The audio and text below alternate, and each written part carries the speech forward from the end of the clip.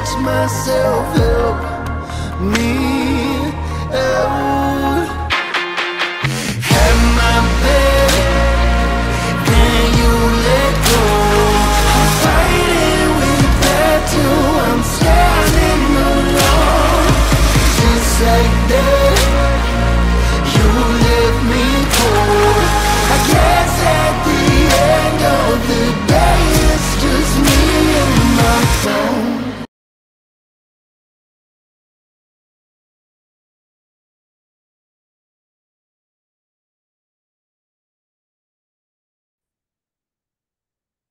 Welcome back to Queen's Mindset. If this is your first time joining us, welcome, welcome, welcome. We are super excited to have you in the room because guess what? We are on season 5 and we have yet again another phenomenal woman to share her story with you. I can't wait for you guys to hear her story because it's so good. But before we get into it, I want you to go right ahead if you have not done this already and just hit that subscribe button just down below and make sure that you are subscribed to this channel so that you can be kept abreast. All right, so let's head right into it. Let me introduce you to the lovely Semekor. I'm so happy to have you here with us today. How are you doing? I'm doing well, and you? I am blessed. I am blessed. I am blessed. I hope I did not mess your name up. Did I call it correctly? Semekor. Semekor. Okay, good. Nope, got it right. Semekor. So welcome, Semekor. We are so happy to have you here at Queen's Mindset. You know, I know right now everybody's at the edge of their seat and they can't wait to hear your story. But before we get into your story, I want to tell us a little bit about who you are and what you do. Okay, so my name is Semekor Augusta Georgette Kporvi from Ghana, and I'm actually from Keta in the Volta region of Ghana. My parents are from there, but we live in a village called Akachi. And yeah, that is me. And I'm the last one of my parents. So educationally, I'm a master's student. I graduated last year with developing communication, and now I work as an assistant technical officer and a communicate directorate of the presidency of Ghana. That is where I work currently. And I also have an NGO I run and some side snack businesses. So that is quite a bit about me for now. Awesome, awesome, awesome. So now we've learned a little bit about you. We can begin to dive into your story because, like I said, I know the ladies can't wait to hear your story. So I want you to tell us about your story. Tell us where it began for you and how you were and what story, because of course we have a lot of them. Which story that you're going to use today to share about that adversity that you have overcame?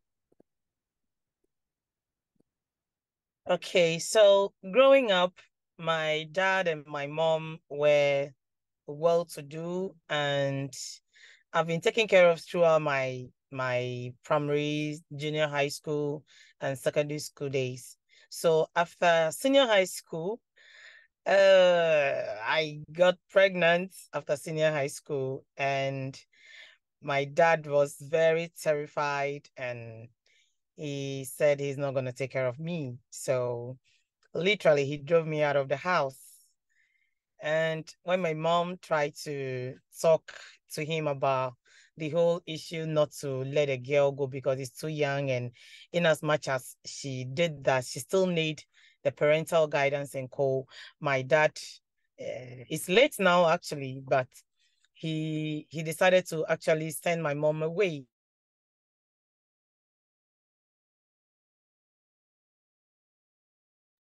Wow, wow, wow, wow, wow, wow. Wow. You know, sometimes we can think that it's only us that are going through different things and we're not. But one good thing, so my dad decided to send my mom away because he feels my mom was siding me. in as much as my mom was actually pleading on my behalf, she actually will caution me behind closed doors, as how mothers always do. So I tend to be very remorseful about whatever happened, because that was my first time and I happened to get pregnant.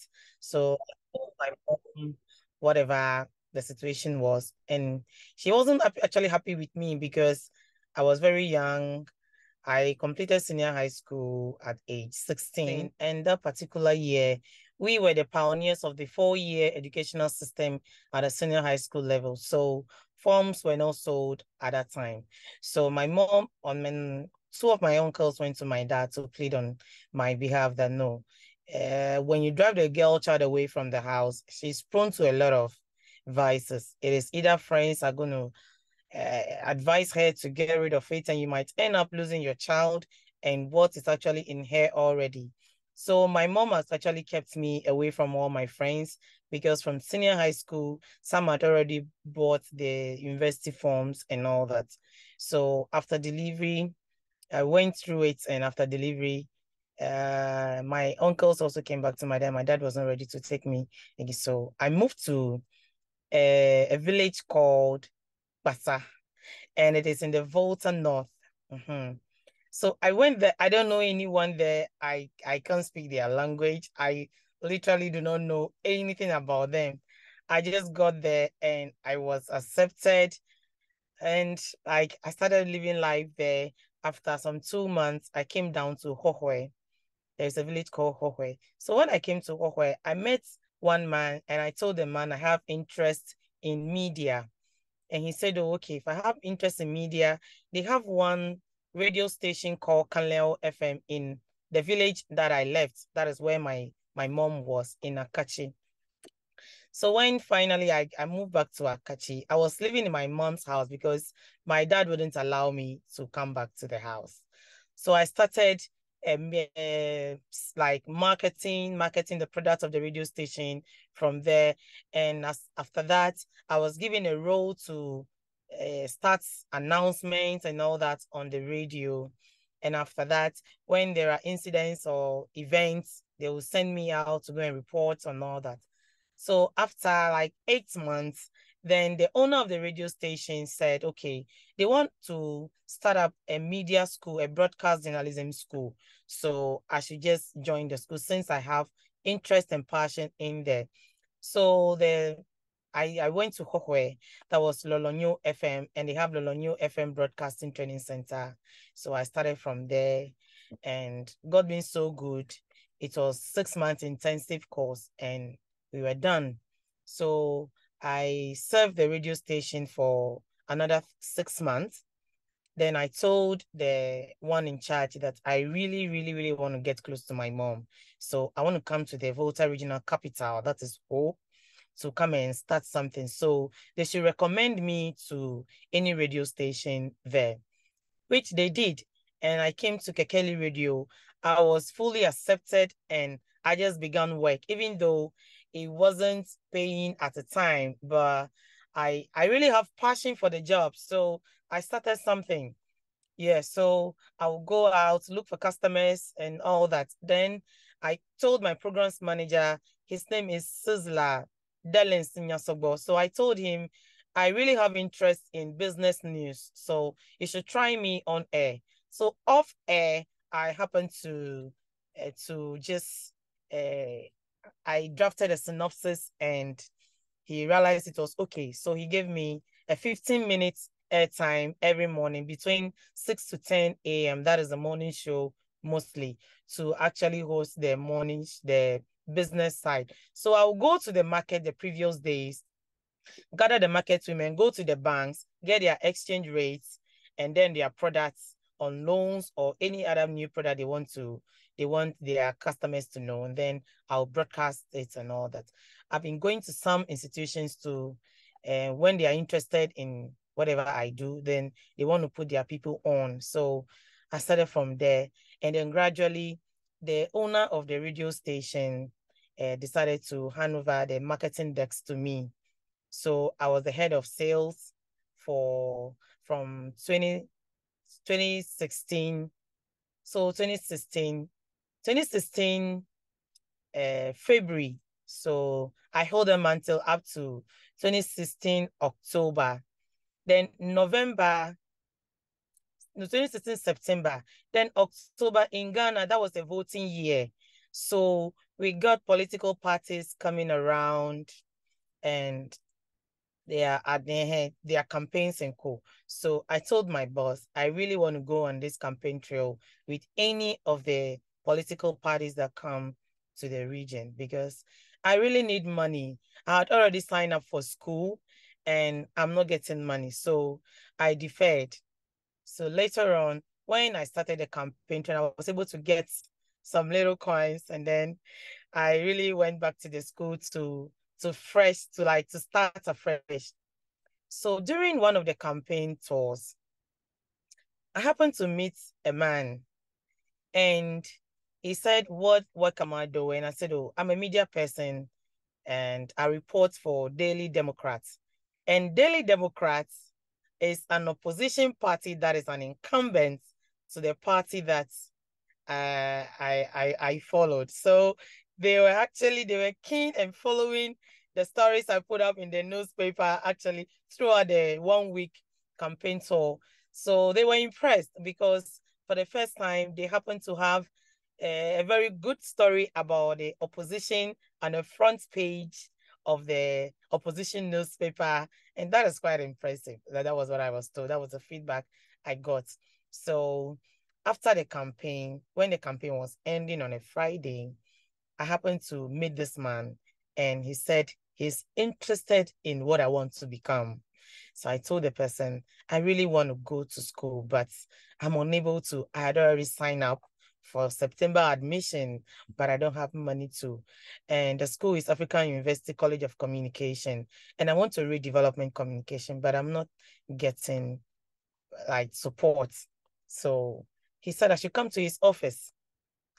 And I just want to withhold the name of the person because the person is one of the important people in the country as it stands.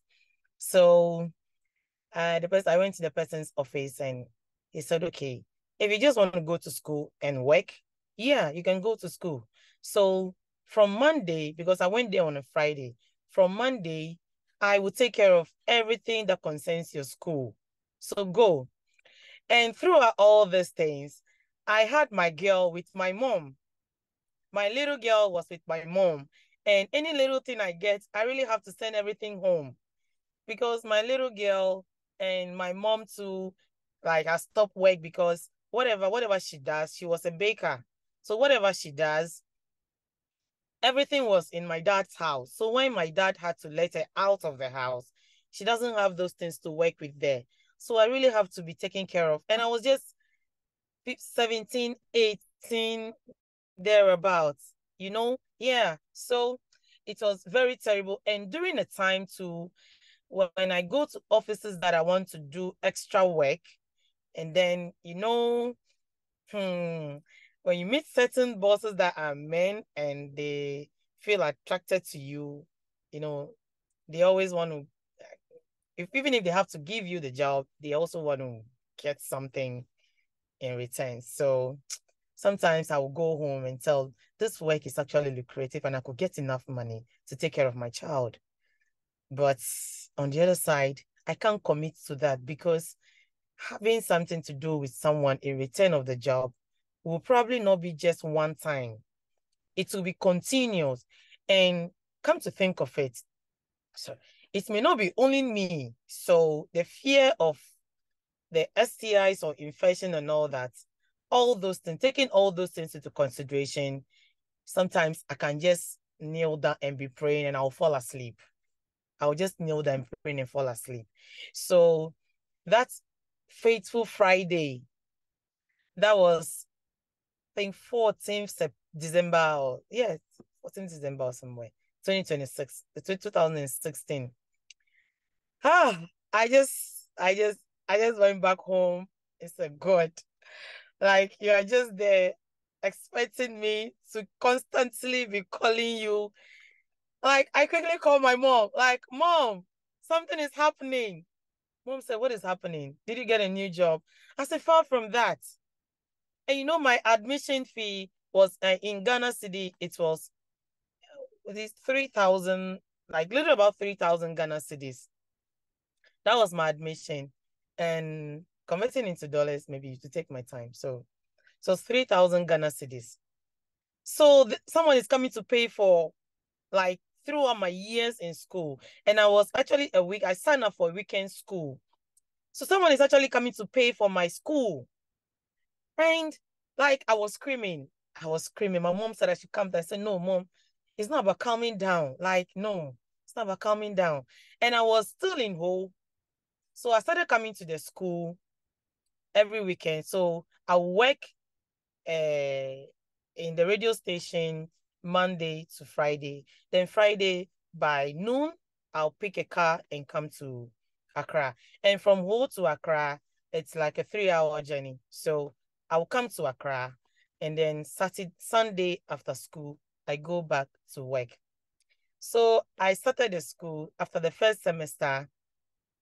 I started from level 200 then. So after the first semester, the man decided that I should come to Accra fully and come and work as well. Like, Kimisha, like, you don't want to know how I feel. Like, Wow, you don't want to know how I feel. that's a lot. That's I a lot. like, Yeah. oh, my life. Wow. You don't want to know how I feel. Because I am that person that even my radio station, like, I wasn't appreciated. And I have to really work and get something sent to my mom to take care of my child. Yeah. And also take care of my mom because she was gradually falling ill. You know, these old folks, when they are no longer working, you know, they tend to be falling sick and all that. Yeah. So, like, her drugs and all that, God, like, no. So, becoming too much for me. So, each and every day, I don't relent on prayers. Trust me. If someone said there is no God, I will always fight with the person. Seriously. So, first semester. Then, oh, when I went to the office that day, oh my God, I called my mom to come. So I picked my mom at the station and I told my mom, I'm coming to work. And like, that is the highest office of the land, like the highest office in Ghana. That's the presidency of Ghana. Ooh. So Wow. I was directed to my boss, and my boss is the director of communication, Mr. Eugene Ahi. He's been a very good boss for me from the get-go. He's been so supportive. Like he's just been so good to me. So I started work, and like it's a very different environment that I'm coming to work in. And then from time to time, yeah, I was getting familiar with the system and all that I was learning in school too. I was actually putting things together, and I realized, okay, so what I'm learning actually can actually be used here. Wow. So that is so good. So I will work from Monday to Friday, and then I'll continue the school like that. So it wasn't easy. And like you started work and money is not coming. You know money will come, but money is not coming. But this man constantly would make sure I'm okay. Yeah. He's always making sure I'm okay. I don't lack. And as of now, I'm sitting here. I don't know, but it's a miracle. Wow. It's a wonder. Because, no, we were a lot that day, but just the person picking out of the masses, pointing at me like, that is the lady I want to talk to. Like, Kamisha, you don't want to know. Like, you don't want to know. Wow. Oh my God, you don't want to know. Wow. So, when I finally finished school, I called my dad even that he wasn't talking to me, Mm-hmm. I called my dad. I was still apologizing because it was becoming so much for me that I can't talk to my dad. And like, I don't know, but I can't talk to my dad. Mm-hmm. And he doesn't want me to come for the child too. Like, she loved the girl a lot, but how the girl came was a problem because my dad actually wanted me to go to a nursing school. Mm-hmm.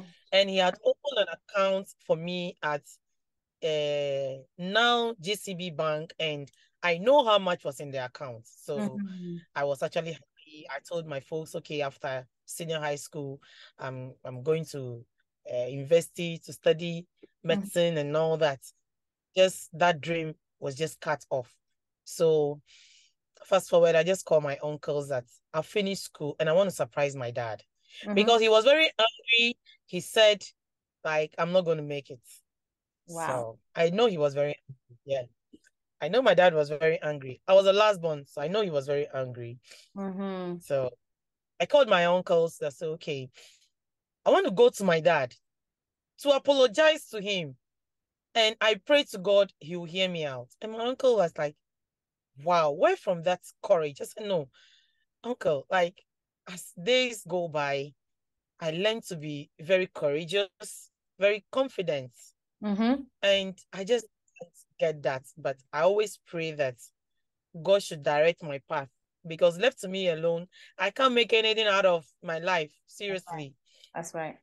I can't make anything out of my life. So we went to my dad and I told my dad I was graduating from the university. My dad was shocked.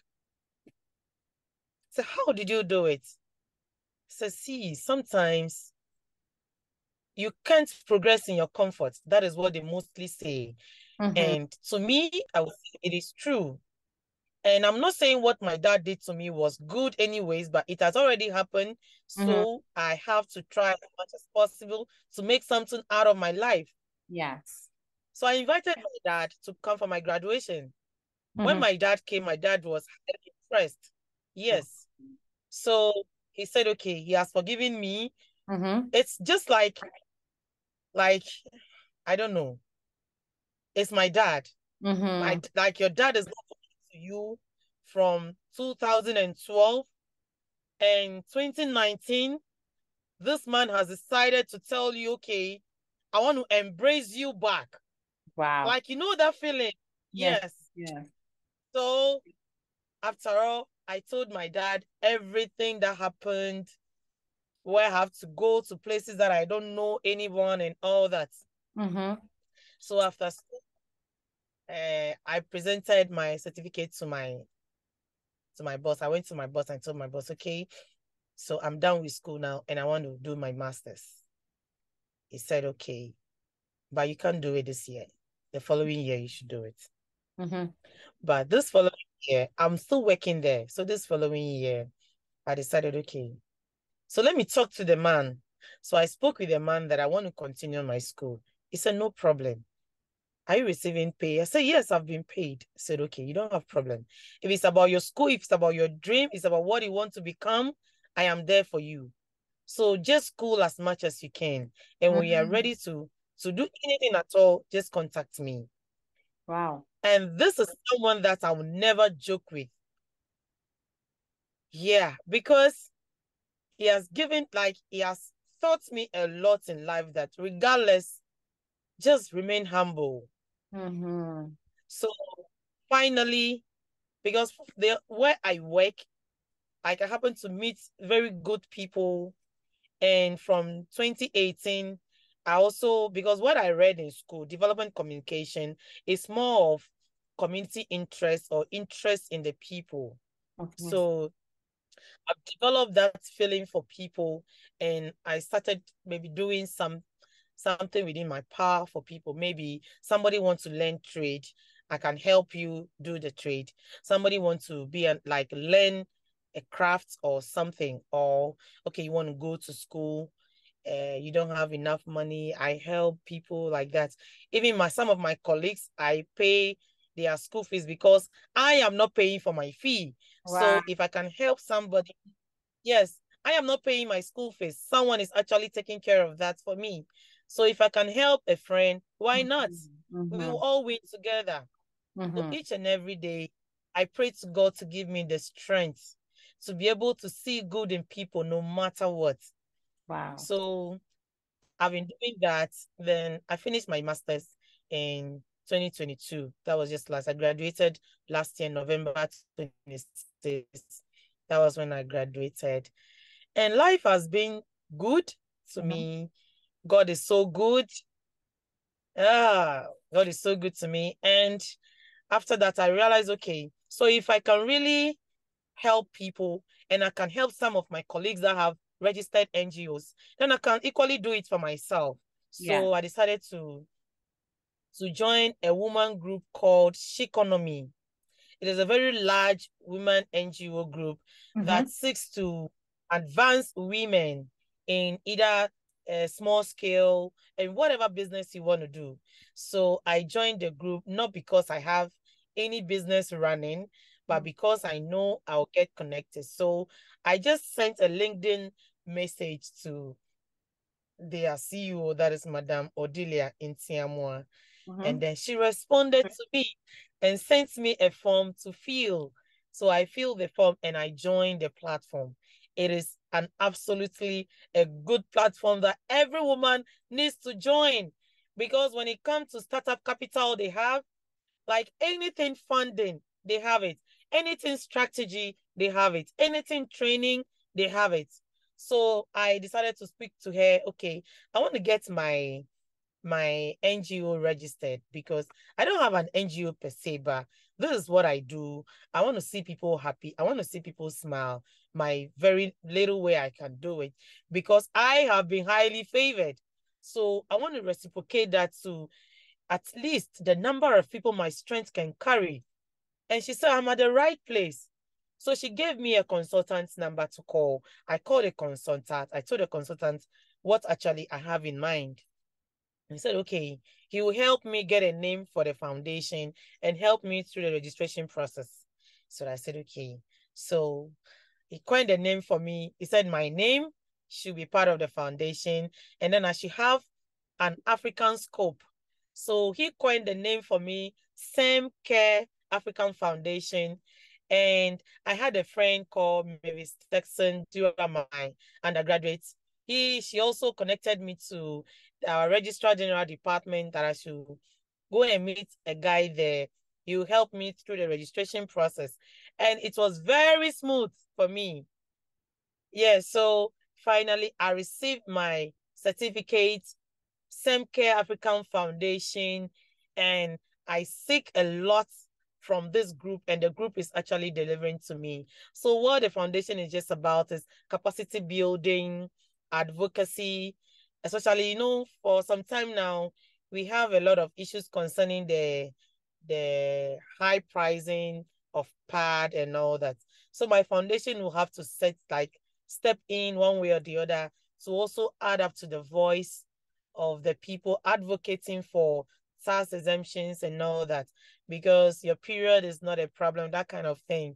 If a woman, probably you have period and all that, like some advocacies like condoms are free, why are parts not free and all that. So and then just random aid and all that. So that has been it so far. Wow. And Wow. yes, I just turned 30 2 weeks ago, actually. So Wow. Wow. God is amazing. Let's just take a pin here because you shared so much so far.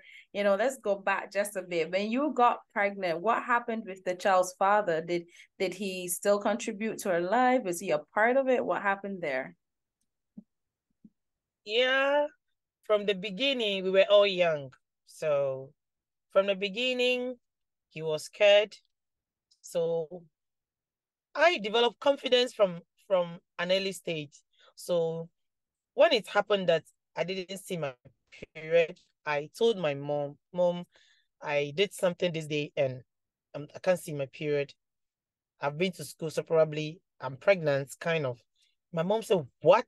So my mom was so angry. And I told her, this is a guy I had something to do with. So, and then he called the guy, and the guy accepted, yes, he actually had something to do with me. So the guy also went to tell the mom about it. From the beginning, it was okay. Then all of a sudden, like he wants to marry. And I'm like, no, I'm too young to commit. And then that was all the problem started. So I just tell my mom, I really want to let the guy go because when he's still in my circle, I'm not going to make it. Adding up to the fact that I can't come to my dad's house, Yeah. I really need peace of mind to think and know what is the way forward.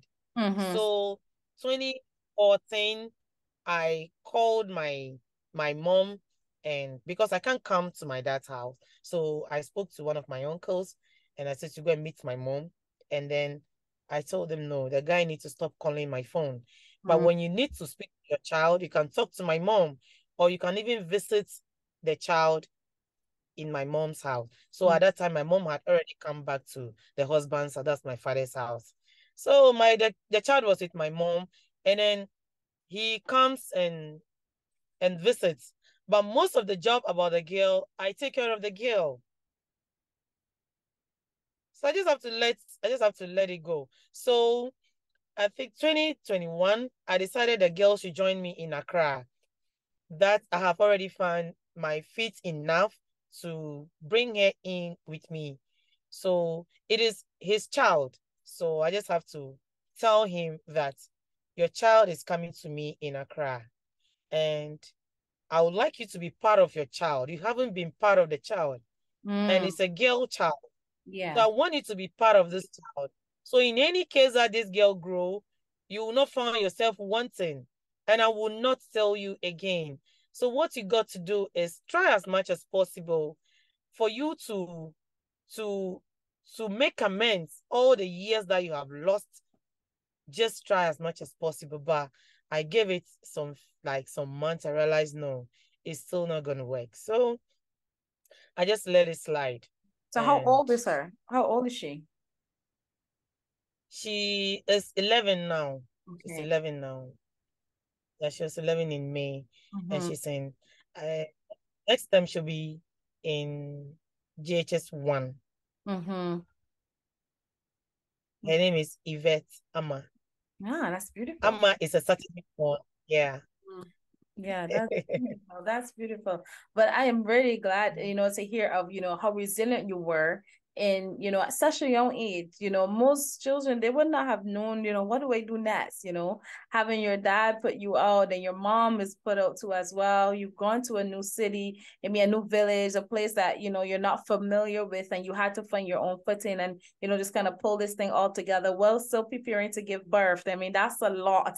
That calls for a lot of strength. So I really want to take my hat off to you. I really commend you for doing that. I am sure that those women who are watching now, if you're connecting to this story, if you can see that it's possible, she has been able to overcome, and not just overcome, she overcome by a lot, because look how you landed the opportunity to study, and then the opportunity to get a job, and not just any job, a job, I mean, like a major job. That's major. That is major, major, major, major, major, major, major. So tell me, when you were going through that process, of, preparing yourself to find the other job and just trying to get things together, at any time, did you feel like giving up? Of course. You don't want to know. When my dad drove me out of the house, it was in the evening. So I made a stop. Oh, Yeah. no, I don't have money. So I called one of my friends that I'm traveling and I don't have money. It should help me. And Enam said, okay, her name is Enam. And Enam said, Semekor, why? What is happening? I said, when I get to where I'm going, I'll talk to you. Yeah. So when I get to the place, I don't speak their language. The village is Basa. I don't speak their language. Wow. No, I don't speak their language. I don't know anyone around there. So when I have to come down to Hohwe, I said, no, this is not going to work. Like, let me still go and beg my dad. At least he should be sending me like some little coins. So that but this man would not. Kimisha, like, I couldn't stay in Hohwe without any help. So my mom have to be sending me foodstuffs. Yes, because I was living in a hostel that has been paid for. So my mom would send me foodstuffs and all that. So one morning I told my mom, the radio station wants to recommend me to get closer to you. So I'm coming to Ho. When I came to Ho, at the bus station, I met a lady called Ernestina. And she's a Catholic because I was headed towards the mission house because I don't know anybody there. So when I got to there is a popular area in Ho called Ray Makosa traffic light. When I got there, I met this lady and I told her I was headed towards the church, the Sacred Heart Church, and said, oh, she's actually going there. I didn't want to tell her the reason why I was going to the church. I just wanted to learn to the church and I tell her what exactly is bringing me to this. So I told her, I'm new in Ho and I've gotten a job here and I need a place to put my head for some weeks. Then I can get find my way around.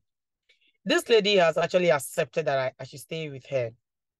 I was with this lady for 3 months and then she began to behave funny. Then into the 5th month, she had a guy. So the boyfriend came and met her absence. And I just finished taking my bath when the guy came. So I pleaded with the guy that the lady is not around. So he should give me some few minutes. Let me put some clothes on. Then he can come inside so I can also go out because I made a neighbor old lady friend. So I can go and stay with the old lady friend when the lady comes back. Then I can. So just on my way out of the room, this lady came. And I don't know what her thinking was. And then she was like, what am I doing with a guy? Like that kind of thing. Wow. And the argument began to be so uncomfortable. So the guy came out of the room. And the guy was like, why will he be shouting at her? I came earlier and she just finished bathing. She just excused me that she want to put a cloth on. Then I can come in. She was just on her way to the neighbor, the old lady friend that is here. She's just on her way there. So why will you think otherwise? Like it was a heated argument. Wow. The lady sent me packing that night. Wow. When the lady sent me that night, I called one Muslim friend that I had. His name is Suleiman. So I called Sule, I can't take it again. I want to go and plead with my dad. And Sule said, my dad, you make it. And I said, oh, where am I going to sleep? You are a Muslim and they will not even allow you to bring a woman that is not your wife to your house because you're also in your family house. Where am I going to sleep? Then this guy gave me 600 Ghana cedis that night he will come. He's coming. Wow. We will look for a place to sleep. So there is a senior high school in Ho called Ola Senior High School. So there was a guest house around there. He went there, so I slept there. Then the following morning, we scanned through the area and we got an apartment. An empty, single room with kitchen apartment. So I called my mom crying. I told my mom, I want to come back. My mom said, it's not possible. You can make it. I said, Mommy, it's not true. It's not true. You people have been lying to us. It is not easy out there. Like each and every day, tears become water I drink. And like the radio station is not even paying us how I feel they should pay. And like, no, when I within that time, it was only that Muslim guy that will always get me food if my mom hasn't sent food and all that. So when I happened to get that room, my mom sent me mattress, duvet, pillow from Akati, and I went and picked it. I said, Mommy, I beg you, it is not happening. I want to come back home. Wow. So I don't want to go to work again. So I've been in the house. And then my programs manager called me. You've not come to work, not even any information about you not coming, no permission. I've sanctioned you like you should, like I'm suspending you for 2 weeks. Like, Kimisha, I thought that was all. I don't want to see anyone. I was having, like at that time there was, I think the first Hawaii phone. That was what I was off my phone. I don't want to hear from anybody.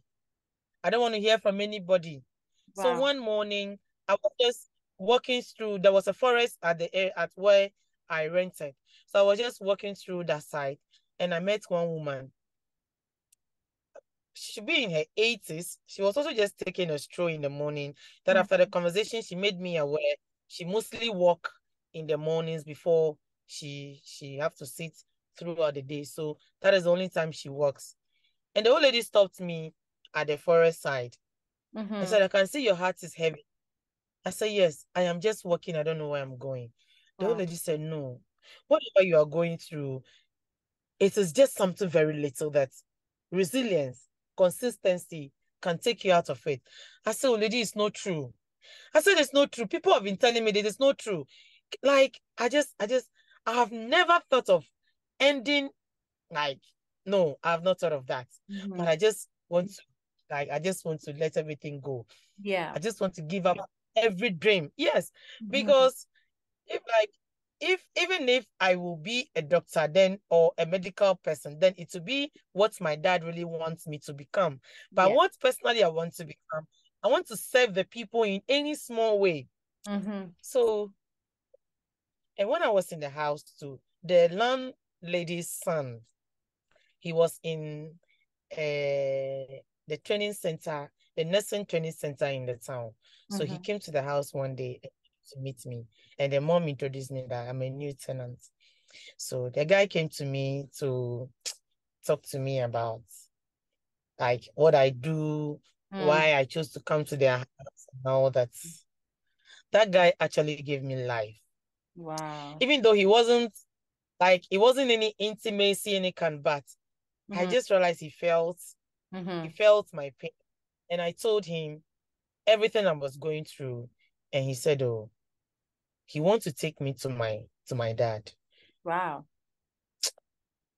When we got there, it wasn't easy. It wasn't easy for me. So we got back. And then he told the mom everything that happened. And then said, see, if it's about food you eat, if it's about clothes you wear, if it's about transport for you to take a cab to your work, I want to help you. Wow. Just take a few things. So he took me to, when we were going around town, I met another woman. I work in the same office with her, but I didn't know where she lived. So we just coincidentally met. And the woman said, oh, her name is Madam Gladys. Madam Gladys would always want me to come and eat from her house before I go to work. So when I finally resumed the suspension, when I finally resumed the suspension, the guy was also due to go back to the training center, the nursing training school. So Madam Gladys took care of me each and every day. She wanted me to eat. And so we walked to work. And she has been my mother in hope.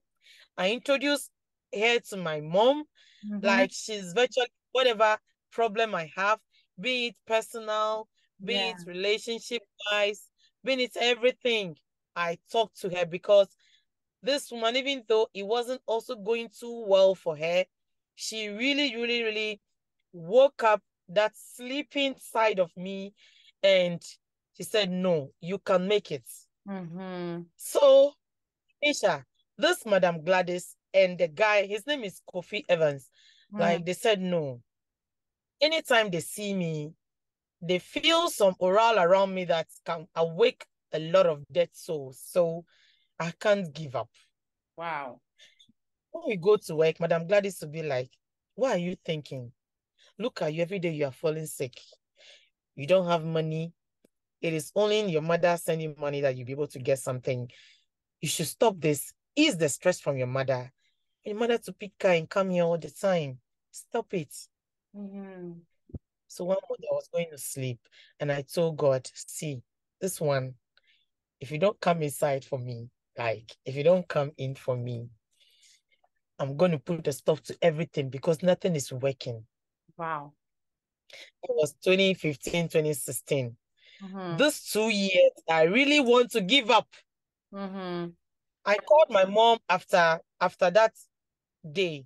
I said, Mom, I want to come back because I can't pay my bills.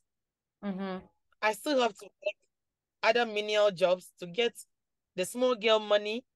Yeah. Because of the father is also not forthcoming. These things are not adding up. And any little job that I see and I want to do, I get a lot of provocative offers that I can't take. Even though it wasn't going well with me, excuse me to say, I cannot also sell my body. I can't do that. That's right. I can't do that. I can't do that. So, like throughout all this thing, it has not been easy for me. I really, really want to let go of all this thing. And I've no regrets actually having a child at that age, but I feel pain because I'm unable to give this girl, like, that's mad because the girl was 4 months when I left here. Yeah. Look for job. That motherly care and all that. So she grew up knowing that grandma was the mother and I was the sister. So it took me a very long time to get into the head of this girl that I am your mother. Yeah. Yes. Yes. So you don't have money. You don't have anybody to run to. No better job. You still have a future that you think about. Kemisha, it was just too much for me. So I really want to give up. Wow. I really want to give up. Seriously. I really want to give up because I will tell my mom, if my father cannot take care of me, I have never taken care of myself. Yeah. Throughout school, they'll pay your school fees the whole year. You don't see money, but every day you school. When they are sacking kids from school, they don't sack you. When it's lunchtime, you go and eat because they have already paid for your lunch and all that. So I was living that, there's a popular word, the B lifestyle when I was growing up. So when the unfortunate happened that my dad got to know I was pregnant at that age and all this brouhaha up and down, like, wow. So when I I think have about to ask you if you have someone, because we're getting ready to close shortly, but I have to ask you, for that woman who is watching us right now, what would be your words of encouragement to her if she has found herself in the same situation as you, or she is on the verge of coming out of that situation? What would be your words of encouragement to her? there is this popular saying that you make lemonade out of the lemon. Sometimes it may not be entirely true because I believe, one, prayer works. Two, God listens. Three, in his own time, he does it. It is not by the power of any human. It is not because I have a dream and it has come to pass by mistake or by coincidence or anything. When life happens, it really happens. And I believe whatever you go through, definitely you'll be able to counter it because I don't think when you are suffering, God is sleeping. No, I don't think when things shut down on you, God is sleeping. And when things shut down on an adult, probably they get a better understanding of how to maneuver their way through. But when things dawn on a teenager as at that age, you only need that one person to stand by you, and it is my mom. God has actually come in form of my mom to me because this woman doesn't mind sending me her last coin. So in this life, everybody growing up has a dream. Life happens to each and everybody in diverse ways. So when it does happen, there will always be a pause or a break, or you actually need to give yourself a break. Think about it. All hope will be lost. That one is true. Nobody should tell you how strong you can be, because even the most strongest woman on earth sometimes is broken. Nobody can tell you how strong you can be. Yes, because when worse become worse, you'll be broken, because I was broken. Yes. So I believe anybody listening to me today, we quite have these stories, and we have a lot of them ending up on the streets, ending up not having anything to do for themselves. So, I don't know, but to me, I can only say I think prayer works, determination, consistency, respectful, and being humble. You take up any opportunity that comes, no matter how small the remuneration can be, even if they are not paying you at all. Maybe through that you can get whatever you want to get, because the radio station wasn't paying as much as I would even have to use for the month. But I take that opportunity of going on that journey with any political party that come that time. I just want to take up that opportunity. And from that campaign, that man that asked that I should join the media group, his name is Boja. He said I should just join. Even though my newspaper was opposition newspaper, I should just join. I thank him so much, because I think it is just God coming through, like us, and when you don't see it happening. You don't see it happen. Nobody see their helper coming. He just come. Yes. Right. So that man actually was a God sent, and then God himself dawned on the person that decided to help me up to this time. So whatever you want to do, just know that prayer works. And you can't be praying and still be at one place. You should pray and continue whatever you are doing, because consistency counts. God knows very well when he sees you putting in the effort, and I happen to just drop the finger into the favor water and give to this girl or this boy, he will be able to make it. Amen. Amen. Well, thank you so much for sharing. Listen, your story is a powerful story. I know that the women who are watching us here tonight, that they are enjoying it. I hope you guys have shared it with your friends. Make sure you're sharing this link with a friend, and make sure you're commenting below, because we want to hear from you. We want to hear what your thoughts are about our story. This is a very, very, very powerful story of resilience. I want to encourage any woman who is watching right now. It does not matter what it looks like now. What matters is what God says. And if God says that you're going to come through this, then you're going to come through it. What's happening now is just a process. Don't focus on that. Just focus on getting to the other side. There's light at the end of the tunnel. So, Semekor, thank you so much for sharing here tonight. Thank you for being so vulnerable. Before you go, you mentioned your NGO. I want you to tell them where they can find that, for those persons who want to, they may want to be a part of it. Maybe they want to give to you. Just tell them where they can find you online and where they can follow you. Okay, so for now, they can follow my own profile. On LinkedIn is Semekor Augusta Kporvi. On Facebook is Her Royal Highness HRH Semekor. On Instagram is Semekor. On Twitter is Semekor. And then the NGO's address is Semcare African Foundation @gmail.com. They can drop me anything in my email. I will receive it. And all well wishers, supporters, helpers, please, God richly bless you already, because I know you're coming through for me. Like, your girl wants others to also smile. Yeah, I just want people to smile, and that's the most important thing. And I believe as the days goes by, at least someone can look at me and smile. Yeah. Amazing, amazing. So thank you guys so much for tuning in here with us tonight. Remember, this is season 5. You just heard a powerful story from Semekor. Make sure that you are subscribed to this channel to keep yourself abreast of all the other episodes that are to come. And make sure that you commented down below, and for sure, share, share, share, share, share. We are going to see you soon as we continue this series. Don't forget, go ahead and subscribe to this channel if you have not done so already, and we'll talk to you very soon. Have an awesome night, guys. Goodbye.